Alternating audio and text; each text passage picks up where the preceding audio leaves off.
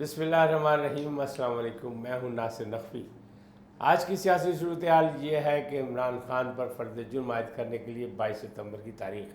दे दी गई है। कल जब मैंने ये व्लॉग किया था, आप तक पहुंचा था, तो उसमें जो गुफ्तगू मैंने की थी उसमें यही था, मैंने कहा था कि अभी समाअत जारी है। 5 रुकनी बेंच जो है वो अतुल्लाह की सरबराही में समाअत कर रहा है और उसके बाद जो रिज़ल्ट आया वो रिज़ल्ट ये है कि फ़र्द जुर्म आयद करने के लिए इमरान खान साहब को 22 सितंबर के लिए तलब किया गया है। अच्छा, अब वो उनका कहना ये है कि जो मौजूदा वज़ीर आज़म हैं शहबाज शरीफ साहब, उन पर भी फ़र्द जुर्म आयद होनी थी, लेकिन उनको रियायत दे दी गई और मुझे फ़र्द जुर्म आयद किया जा रहा है, इसलिए कि मुझे किसी ना किसी तरीके से ये दीवार के साथ लगाना चाहते हैं। कौन लगाना चाहता है, क्यों लगाना चाहता है, इसकी बात वो नहीं करते, लेकिन वो कहते हैं कि मेरे ख़िलाफ़ साजिश हुई है क्योंकि अमेरिका ने की है और ये सारे जो हैं मौजूदा हुक्मरान ये सहूलतकार हैं उसके, लिहाजा ये लोग साजिश पे साजिश कर रहे हैं और मेरे साथ ये जुल्म कर रहे हैं। ताहम जो उन्होंने कहा गया कि उनसे मुख्तलिफ़ अंदाज से मुख्तलिफ़ जजेज़ ने उनको मशवरे भी दिए और बाकायदा उनको समझाने की कोशिश भी की कि आपने तौहीन अदालत की है तो आप उस पर माज़रत कर लें, आप बता दें कि भाई ये बात ऐसी। लेकिन इमरान खान साहब डट गए और उन्होंने कहा ना मैंने माफ़ी मांगी ना मैं मांगूंगा। बल्कि जिस तरह वो आए थे, मैंने कल भी कहा था और आज भी कह रहा हूँ कि जिस अंदाज़ में वो अदालत में आए थे उसमें भी उनका अंदाज़ बड़ा फ़ख्राना था और बड़ा उसमें तकब्बुर सा नज़र आ रहा था। और वो कहते क्या है यहाँ, क्यों सिक्योरिटी लगाई गई है, क्या यहाँ कलभूषण आ रहा है। माफ़ी चाहता हूँ, एक साबिक़ वज़ीर आज़म इस किस्म के सवाल करें तो बड़ा अजीब सा लगता है। उन्हें ये नहीं पता कि कलभूषण जैसा जो जासूस है और गैर मुमालिक से ताल्लुक़ रखता है, वो अगर आएगा तो उसको किस तरह लाया जाता है, उनको नहीं पता कि वो बख्तरबंद गाड़ी में से बंद करके लाया जाता है। तो खान साहब, अभी तो अगर बख्तरबंद गाड़ी की बारी आई तो फिर आप क्या कहेंगे? अभी तो मामलात बहुत दूर तक जाने हैं, ये मामलात ऐसा नहीं है। आप ये क्यों कर रहे हैं कि भाई क्या वजह है सिक्योरिटी क्यों है? एक तो आप साबिक़ वज़ीर आज़म हैं, दूसरी तरफ आपने शोर मचाया कि आपको कत्ल कर दिया जाएगा, आपको मारना चाहते हैं, इसलिए आपकी सिक्योरिटी ज़रूरी है। आपका अपना एक जो है वो प्रोटोकॉल भी है कि आप साबिक़ वज़ीर आज़म हैं, फिर एक बड़ी पार्टी के आप सरबराह हैं, आपका प्रोटोकॉल है, लिहाजा आपको सिक्योरिटी दी गई। अगर आपको सिक्योरिटी ना दी जाती तब भी आप ये बातें करते हैं कि देखें जी मैं आ रहा हूँ और फिर भी मुझे सिक्योरिटी नहीं दी गई और मेरे हालात जो हैं वो अच्छे नहीं हैं, बल्कि मुझे ख़तरा भी है लाख, तब भी हुकूमत ने जानबूझ के सिक्योरिटी नहीं दी ताकि कोई वाक़या होना चाहे तो हो सके। ऐसे इल्ज़ामात का फ़ायदा कोई नहीं है। अब बात तो यह है कि अदालत में आए तो अदालत को सामना करें और अदालत से ही अपना रिलीफ लें, अगर ले सकते हैं तो। आपके वकला ने जो भी बयानात दिए और बड़े लंबे चौड़े बयानात दिए और बड़ी सफाइयाँ पेश की, लेकिन हामिद खान साहब जैसा बंदा भी ना आपको ये राज़ी कर सका कि आप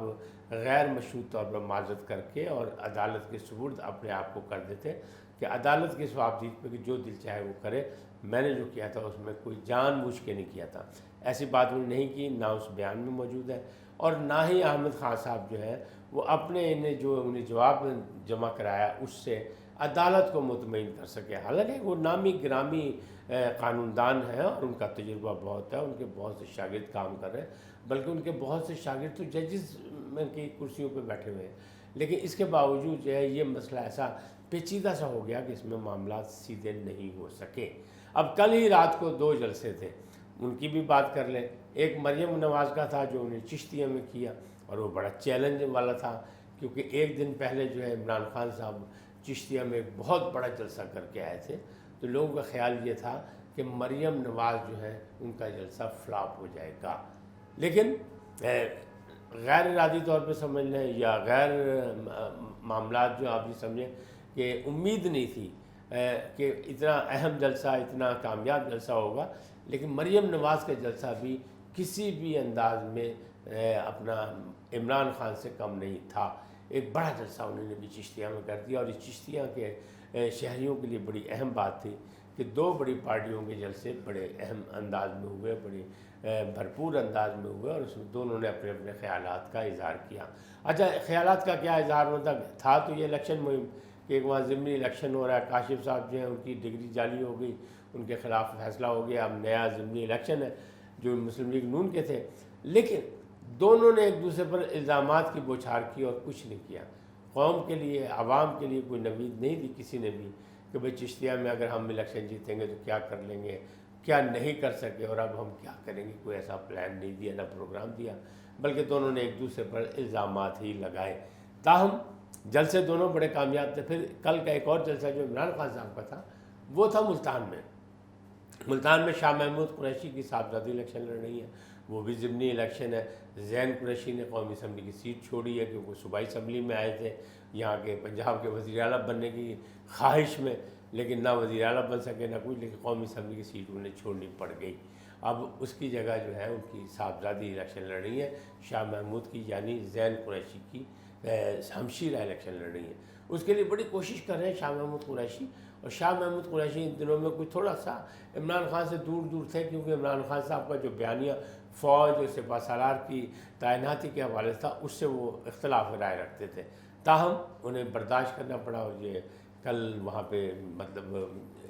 جلسہ ہوا جو کہ چاہتے نہیں تھے کہ وہ ہو اور عمران خان صاحب یہ خطاب کریں، کیونکہ عمران خان صاحب اگر کوئی بیان پھر ایسا دے دیتے ہیں۔ ایک اچھی بات انہوں نے یہ کی کہ عمران خان صاحب نے کل کہا کہ چونکہ توہین عدالت کا کیس جو عدالت میں ہے اور ابھی مجھ پہ فرد جرم عائد کرنے کی بات کی گئی، مجھے تاریخ دی گئی، لہذا اس کے سلسلے میں کوئی بات نہیں کروں گا۔ امید یہی کی جا رہی تھی کہ وہاں بھی مزید عمران خان صاحب اپنے مزاج کے مطابق اور اپنے یوتھیوں کو گرمانے کے لیے کوئی دھمکیاں دیں گے، لیکن انہوں نے دھمکیاں نہیں دی۔ وہاں بھی گزارا صرف اسی سے کیا کہ جب میں کرکٹر تھا، جب میں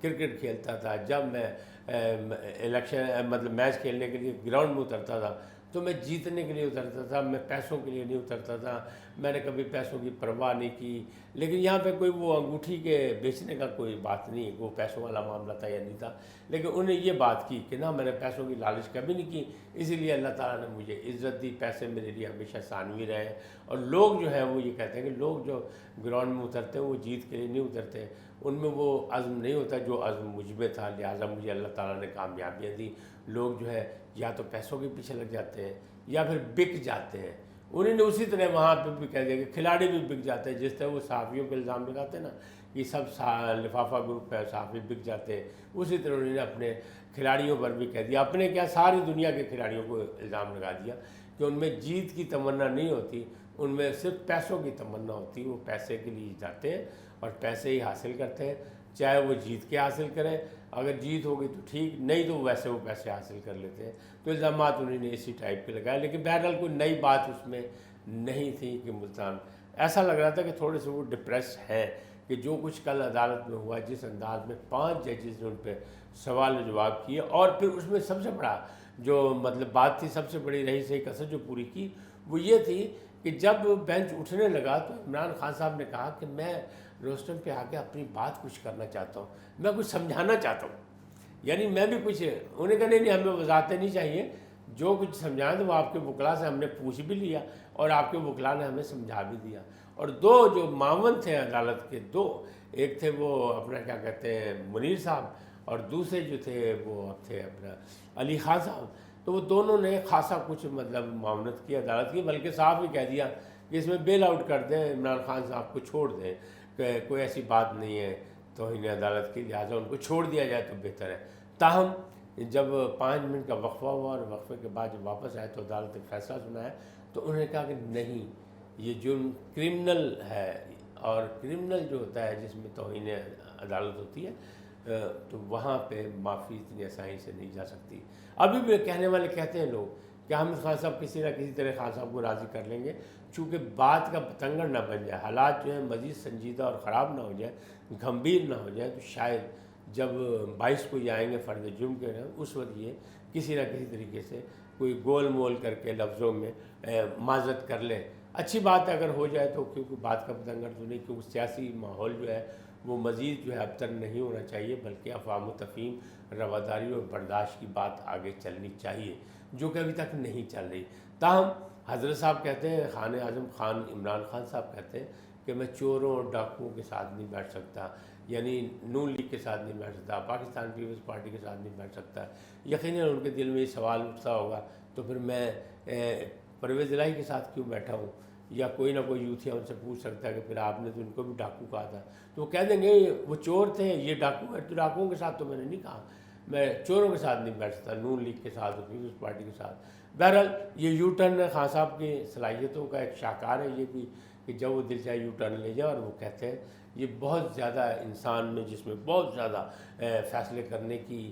پاور ہوتی ہے، وہ لوگ ایسا فیصلہ کرتے ہیں، یو ٹرن لیتے ہیں کہ اپنے فیصلے بدل لیتے ہیں حالات اور واقعات کے مطابق۔ لہذا خان صاحب اسے صلاحیت سمجھتے ہیں، آپ یا میں نہیں سمجھتے تو اس سے کوئی پرواہ نہیں ہے، کیونکہ ان کا اپنا مشن ہے، ان کے اپنے راستے ہیں، ان کی اپنی سیاست ہے۔ آپ ان کی ٹوٹل سیاست دیکھ لیں تو یہ سوشل میڈیا کی سیاست ہے، یہ موجودہ جدید دور کی سیاست ہے۔ اس میں انہوں نے میڈیا کو نظر انداز کیا، میڈیا کو نقصان پہنچایا، میڈیا ہاؤسز کو تباہ کیا، میڈیا ملازمین کو تباہ کیا، لیکن ماشاءاللہ ان کی گڈی چڑھی ہے کیونکہ سوشل میڈیا ان کے ساتھ ہے اور وہ سوشل میڈیا کے چاہنے والے ہیں۔ تو لوگ یہ کہہ رہے ہیں، اب دیکھیں اس میں فیصلہ جو معاملات جو ہے سامنے، ایک اور بات جو آئی سب سے بڑی کہ الیکشن کمیشن نے الیکشن جو تھے 9 سیٹوں کے وہ ملتوی کر دیے، اور ان کا کہنا یہ ہے کہ چونکہ ملک میں سیلابی صورتحال اچھی نہیں، اس کی وجہ سے لوگ بہت متاثر ہوئے ہیں اور 60% رقبہ جو ہے پاکستان کا متاثر ہے، لہٰذا الیکشن ممکن نہیں۔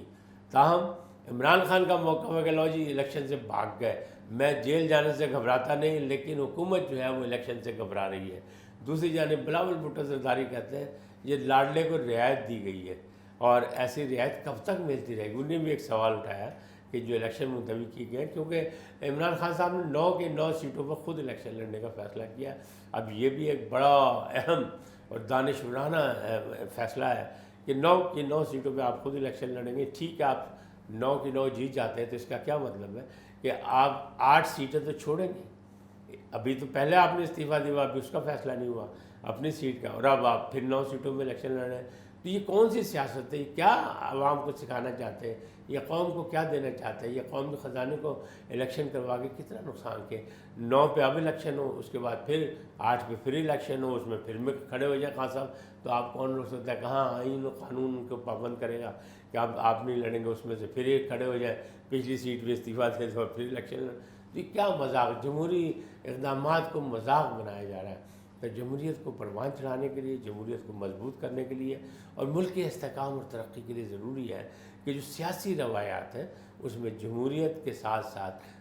جو ہے نا رواداری اور برداشت کا بھی مظاہرہ کیا جائے۔ آج اتنا ہی، پھر ملیں گے کسی اور موضوع کے ساتھ۔ اللہ نگہبان۔